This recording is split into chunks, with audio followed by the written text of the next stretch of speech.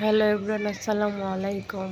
আমি আজকে মচমচে নিমকি তৈরি করে দেখাবো ঘরে। দেখুন, বৃষ্টির দিনে মজার মজার রেসিপি। দেখুন, প্রথমে আটা নিয়েছি, সাদা তেল দিয়েছি, তারপর লবণ দিয়ে মেখে হালকা কুসুম গরম পানি দিয়ে মেখে রেখে দেবো।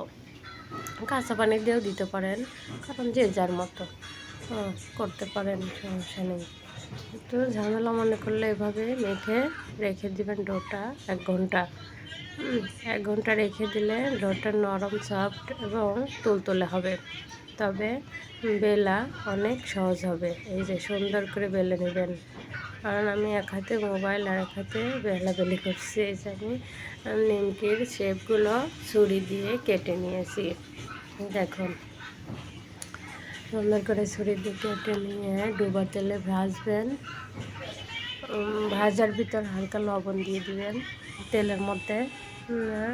খেতে অনেক সুস্বাদু হবে, তখন বাজারের মতোই লাগবে, অনেক টেস্ট।